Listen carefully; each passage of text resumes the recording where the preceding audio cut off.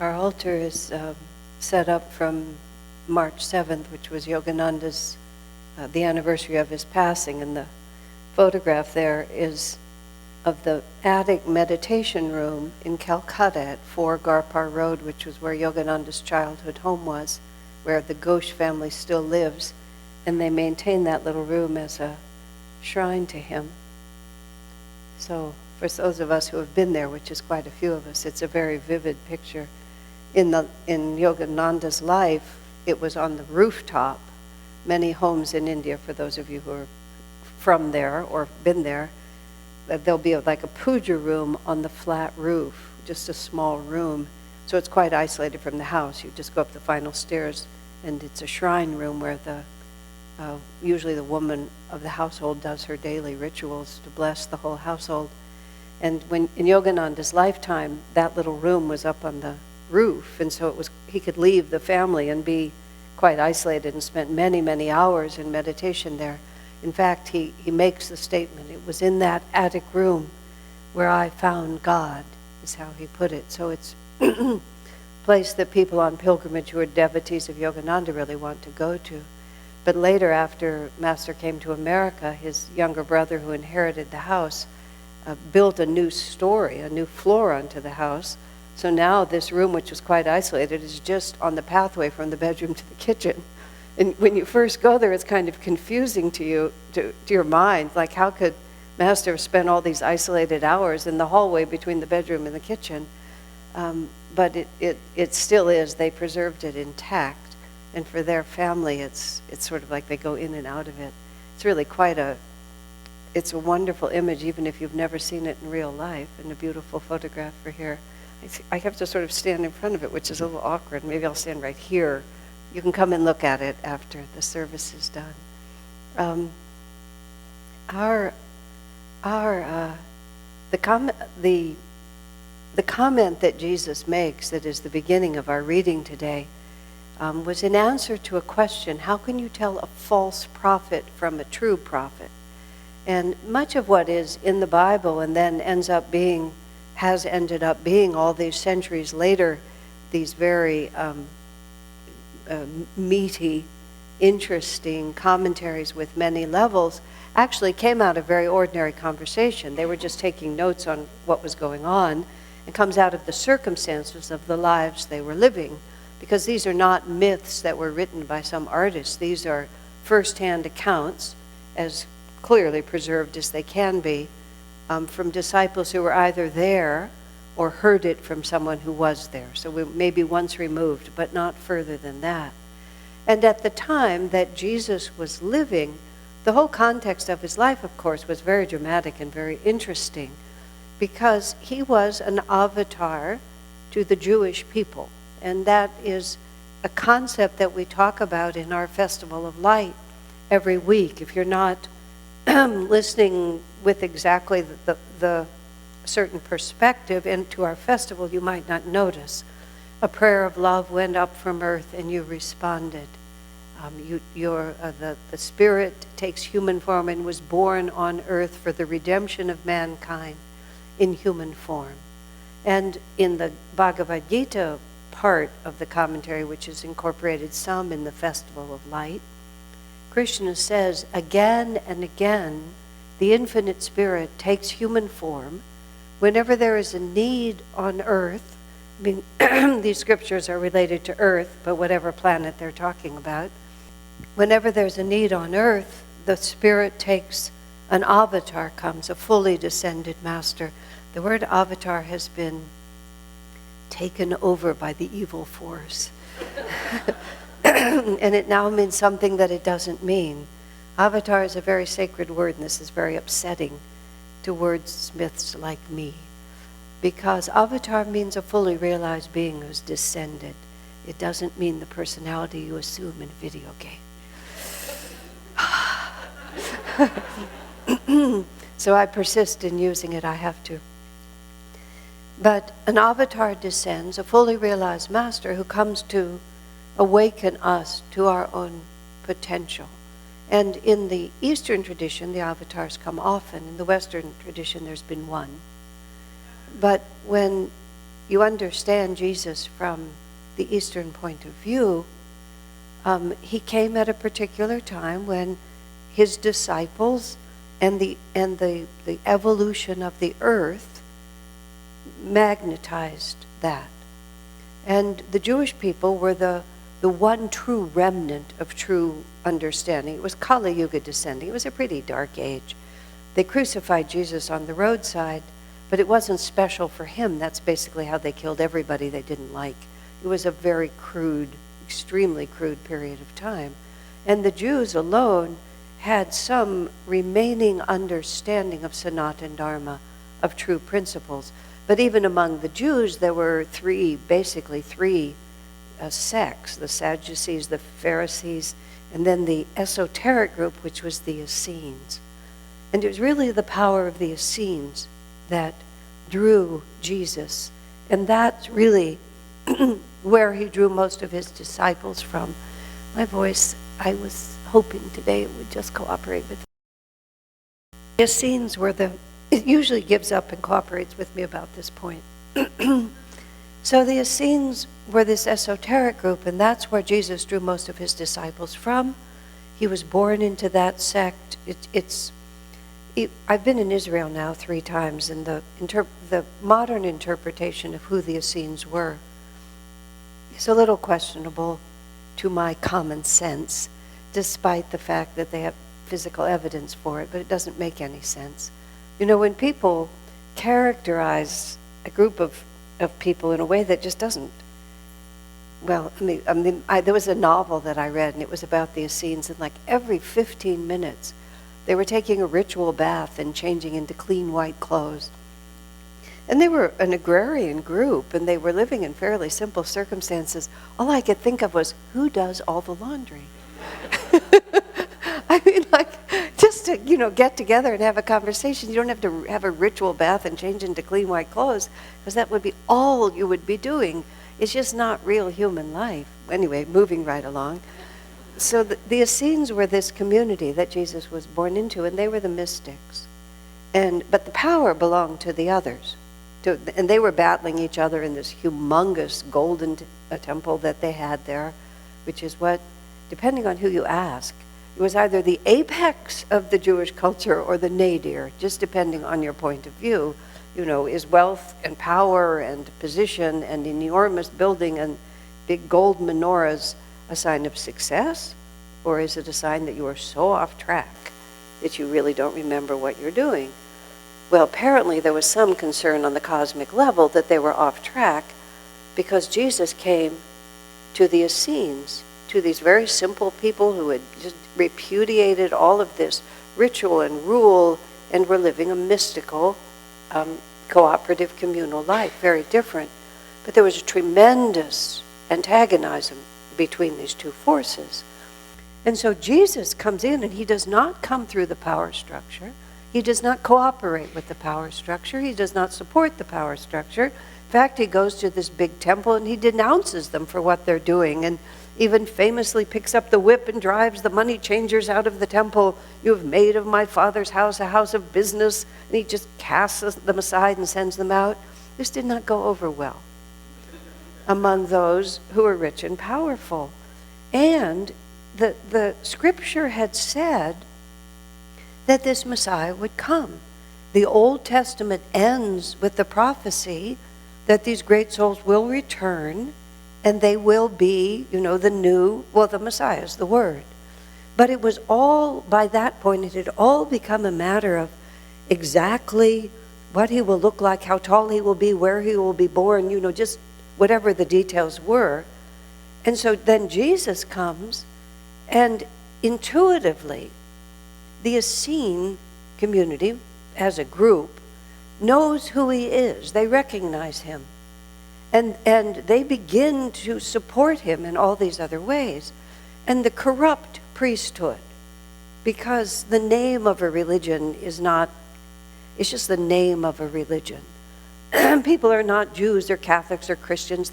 We're all just children of God.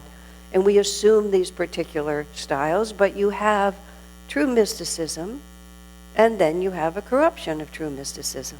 So you had a corrupt priesthood who had a very cushy deal going for themselves. And maybe they also believed that they were on the side of righteousness, but they had power, they had money, they had influence, they had status, they had all these sorts of things. And this, who is he, comes in with this other kind of power, and he begins to stir up the people. So there's this huge controversy back and forth.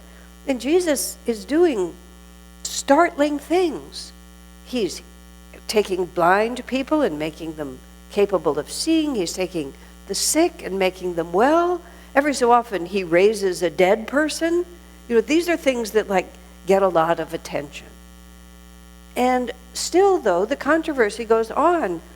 This sure looks like the kind of thing that would be the Messiah, don't you think? But the priests expect, if the Messiah is going to come, he's going to look like them. And he's going to go in and be rich and powerful and help them be even more rich and powerful, because that's how they see it. And Jesus is not doing that. So there's this huge argument going on. Is he a true prophet? Is he a false prophet? How can you tell? Because the Sadducees and the Pharisees have it all worked out. And all the people have been accustomed to accepting that authority. And here it is in the scripture, and we study the holy books, and this is what this prophet said and that prophet said. And Jesus just kind of walks among them, and they experience him. And he doesn't exactly contradict, but nor does he support the traditional way everything is figured out. So people are really, this is a very serious question. We feel this, we see this, but all of this force is telling us that we're wrong. How do you know? So that's why Jesus gives them such a simple, concrete example. And he's helping them on so many different levels with a question. Now, we're no longer asking the question. Well, we're not asking the question in this room. The question is still asked in other places. Was Jesus true? Was he false? What was he doing? But we're not caught up in all that controversy. But the essential question, the real question that Jesus was answering, is one that we ourselves have to wrestle with every day. How do I know what's right? How do I know what's true? How do I balance external attitudes, authorities, and rules with my own inner experience? How much can I trust myself? Swamiji and I have talked at different times, Swami Kriyananda, just about different countries, the way people are. Swamiji would always say that in America, you always have to give people really good reasons for things, and people work a lot from their minds. It's not that this is bad. I work a lot from my mind too. I'm very at home here. Palo Alto is a particularly bright, intellectual area. He said, so with Americans, you have to also give them reasons. He said, when you go to Italy, people respond a lot more from the heart. And they'll believe you just because they feel it. He said, in India, they operate from intuition. And they'll just make an intuitive decision and no support is required. Just to finish this, Swami talked about England, he said, is really the worst in many ways. He talked about a lecture he gave in London once where let's see, how did he put it? The first half of the lecture he spent convincing people that he wasn't a charlatan, and the second half he spent convincing them that he wasn't a fool. He said, so after an hour and a half of intense effort, he brought them to 0. It wasn't his favorite country to lecture in, but although in other places he speaks of the noble English character. So this isn't, I'm not making ethnic slurs here, I'm just talking. But let me go back to where I was with this. Let me think for a moment. Oh yes, but people are trained differently. And in America, this has been my experience because there is so much heart in this country. I'm not talking about this church where we've all been together for a long time, but when you go out and talk to another audience. America has a lot of heart, and we're also very enthusiastic, and we're very friendly, and we're very open and childlike in our enthusiasm. Swami says, our national pet is the dog, and the dog is always enthusiastic. You see the dog, he's been on this same walk every night of his life. And he acts like he's never, ever, ever seen the square of sidewalk before. He's just so excited. When you travel around the country, you see Americans like that. When we were in England, here I am. When we were in England, a group, 12 of us, we were with Swamiji and Matthew Sloan, who was from Hastings, which is where we were going. He went along to drive on the left side of the road for us. And we were there, we were grown-ups, but we were very exuberant, just very enthusiastic about everything we did, and the English are considerably more reserved. And at one point, Swami wasn't with us, but Matthew's mother came with us. And Matthew, from the driver's seat, turns to us in the back and says, "I've told Mum all about you, that you're just like a bunch of kindergartners," like that. And he was like 20 years younger than most of us, Matthew himself. But we are. That's what we're like. So people get very enthusiastic, but you also have this incredible American quality, which is we always like to be shrewd.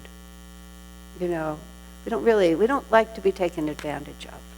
So my experience in America has been that people are very warm and very enthusiastic, and that they'll just tell you that you've changed their life and everything is going to be different from now on, and then you never see them again. Because they're fickle, that's one thing. Because there's always something new. But the other side of it is they go away and worry that they've been hypnotized. That yes, it's true, I felt that there, but you never know.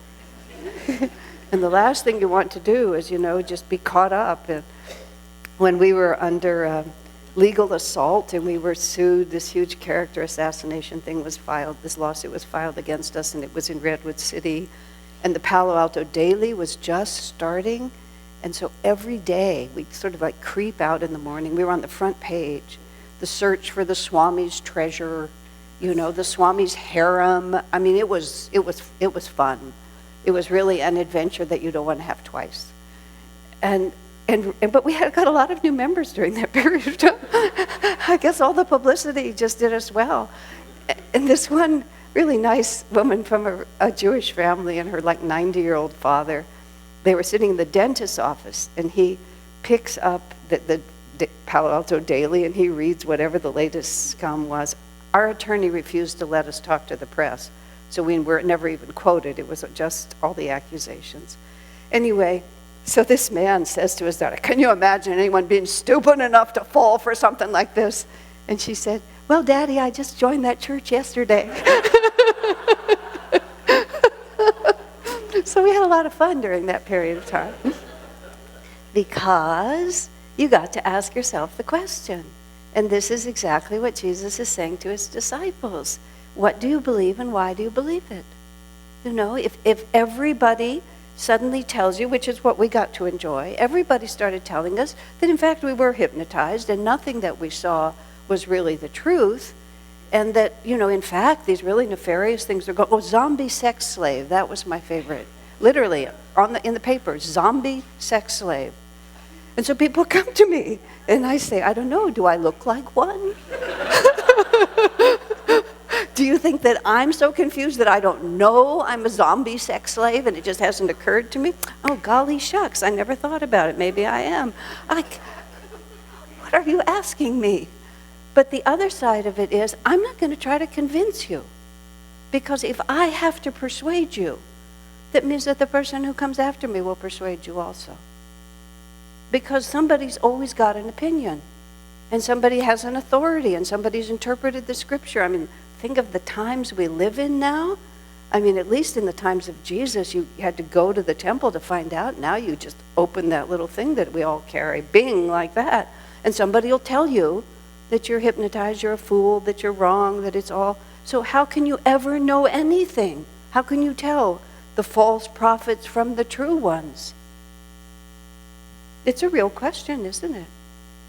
And there's only one way that you can actually know. You have to know from your own experience. Oh, but then that is a problem also, isn't it? Because how do we trust our own experience? So you see, Jesus isn't really talking about the scripture. He's not talking about the Pharisees or the Sadducees or anything. He's talking about you and me.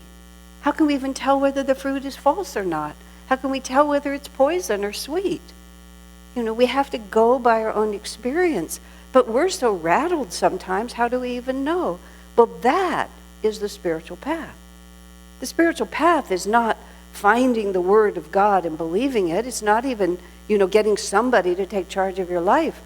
People, when they would come to Ananda and they would hear that we have a guru and a whole line of gurus and we become disciples, and people say, nobody's going to run my life for me. I would say, no such luck.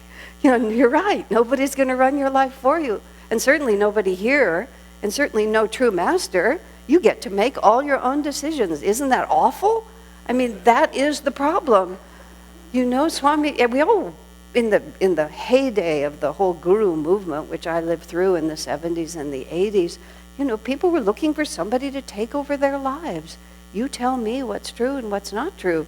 Because the anguishing responsibility of actually having to stand on our own 2 feet and actually have our own intuition. Now, sometimes we get really stupid about that and think, well, God can only speak about me through me. Nobody else knows anything about me but me. Of course not. If God can speak through you, he can speak through a lot of people and tell you a lot of things that you're too dense to know on your own because we're so close to it.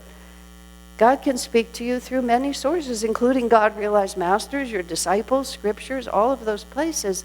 But sooner or later, if you don't make it your own, you simply don't have it. And the masters test us. They don't necessarily make it easy. They don't sit you down. And Swamiji said you would think that when he was living with Yogananda, that Yogananda would, give him instructions. Yogananda said, I know every single thought that you think. Well, you would think that you could sit there and he would sort it out for you, but what good would that do us? He would sort it out, and as soon as we were left on our own, it would bing back to where it was before, because it has to come from inside of us. He said Master gave them very little specific instruction. He would just hint, and then you would have to try to figure it out, because when you really understood it from your own perspective, then you really knew. It wasn't just imposed on you and all your other realities suppressed. Rather, you yourself actually discern the difference. And then when somebody comes and tells you and says, no, that wall is pink, it's not blue, you say, actually, I've been looking at it for a long time, and I promise you, it's blue. And nothing you're going to tell me is going to make it any different than that, because I know. And so especially at the end of Jesus' life, he knew what was coming. He knew that he would be crucified, and what little credibility they had would all be dissipated in very serious persecution. I mean, even the ones who loved Jesus and knew him the best, he was always talking about his kingdom and coming into his kingdom and the power and all of this. And they couldn't help but think that somehow this external conflict was going to resolve with Jesus being in the ascendant. And on Palm Sunday, we were coming up toward Easter, but a week before Jesus was crucified, he finally comes into Jerusalem in this triumphant procession, which he'd never allowed to have happen before. And he goes singing into the city with hundreds of people cheering him on, and they all think this is really it. He's coming into his kingdom. But in fact, it was the end from the worldly point of view rather than the beginning. So Jesus knew he had to have a strong core that could hold together. So he started challenging his disciples. So those who were just sort of, and this is when he said, eat my body and drink my blood. Wow, that's a little weird, isn't it? And in the Bible, there's this marvelous phrase. It's one of my favorite phrases in the Bible. It says, that after Jesus says, eat my body and drink my blood, the disciples said one to another, this is a hard teaching. I mean, there was no church to explain it all to them. There was just Jesus saying something seemingly incomprehensible. This is a hard teaching. If I said something really nuts in here, you would have a very interesting conversation while you're eating your bagels, wouldn't you? Like, what are we going to do? She's lost her mind. I understand there's a few other places we could go that are better than this one. I mean, that's what you would really do, because that's what really happens. And then it says, from this time many walked with Jesus no more. That, this is a step too far. We've had it. So in this context, Jesus says to Peter, now see, you have to put all this in real time, as they say. This is not a story from the Bible after everything's been settled. This is like right then when nobody knows what the heck is going on. So Jesus, everybody's abandoning him. So Jesus says to Peter, who's been a pretty loyal guy up until now, he says to Peter, what are you going to do? And he doesn't tell Peter what he's going to do. He just inquires. And if you think real life, you can see him doing it.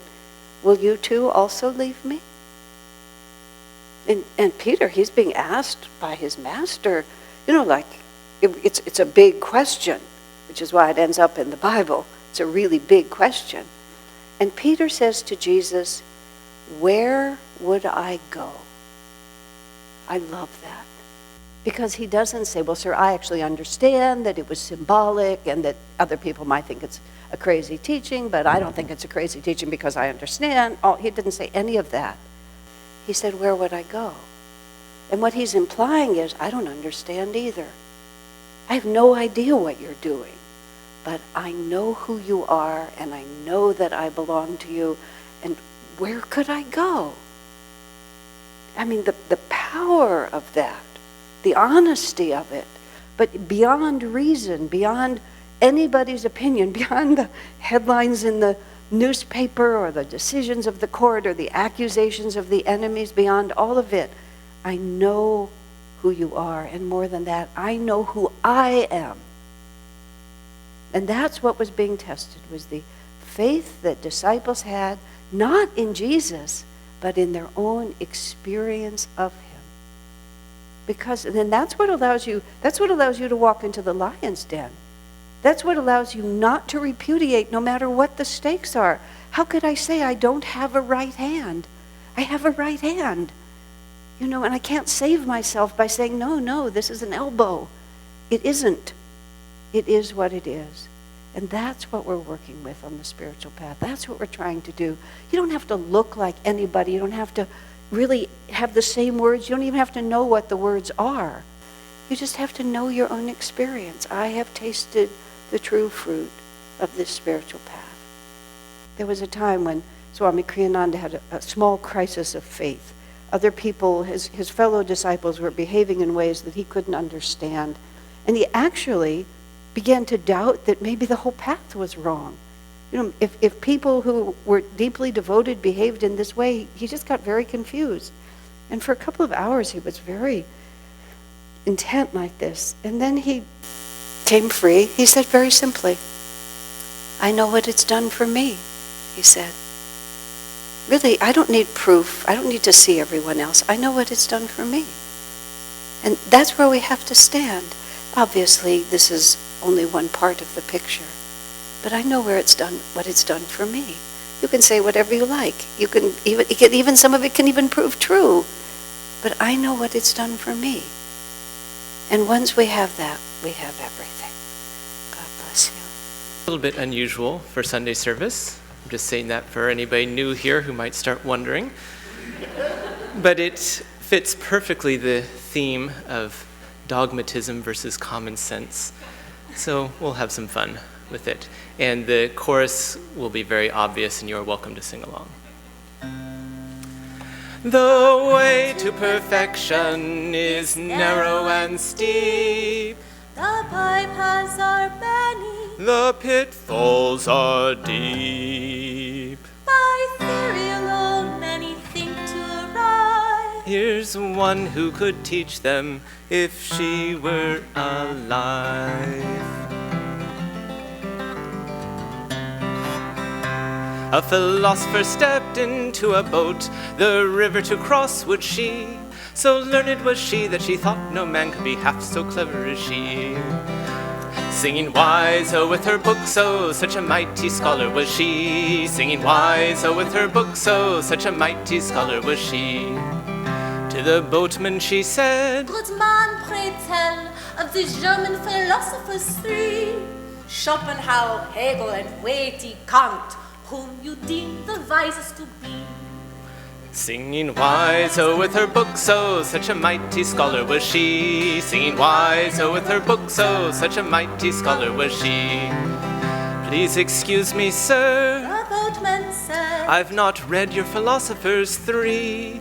All day I'm obliged to ply these oars to support my family and me. Singing wise, oh, with her books, oh, such a mighty scholar was she. Singing wise, oh, with her books, oh, such a mighty scholar was she. In that case, my good man, your wretched life is as good as a quarter lost. Why, without the writings of those 3 men, not a shelf of books would I trust.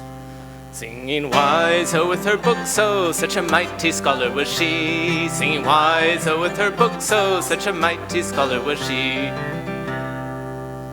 Well then tell me, good man, The scholar said, have you studied the Frenchman Descartes? I've told you before, The other cried, I'm unschooled, hard work is my art. Singing wise, oh, with her books, oh, such a mighty scholar was she. Singing wise, oh, with her books, oh, such a mighty scholar was she. Of us, hard work, what a waste. Sad, foolish man, half your life has been thrown away. Still a fragment might be redeemed. Memorize 1 theory a day. Singing wise, oh, with her books, oh, such a mighty scholar was she. Singing wise, oh, with her books, oh, such a mighty scholar was she. Of a sudden a storm with raging might did lash that river to foam. Like a drifting petal it tossed their boat till it seemed they'd never get home. Singing wise, oh, with her books, oh, such a mighty scholar was she. Singing wise, oh, with her books, oh, such a mighty scholar was she. My learned sir, The boatman said, our chances are growing dim. 2 questions you've put me so far this trip. Now I'll ask you one. Can you swim? Singing wise, oh, with her books, oh, such a mighty scholar was she. Singing wise, oh, with her books, oh, such a mighty scholar was she. I can't swim us through. The philosopher cried as she clung in despair to an oar. Then the whole of your life is lost, my friend. You'll not need those books anymore. Singing wise, oh, with her books, oh, such a mighty scholar was she. Singing wise, oh, with her books, oh, such a mighty scholar was she. The boatman regrets to say his fare never reached the opposite bank. All that ponderous learning inside of her head gave her weight, you see, and she sang. Singing wise, oh, with her books, oh, such a weighty scholar was she. Singing wise, oh, with her books, oh, such a weighty scholar was she. La la la la la la la la la la la.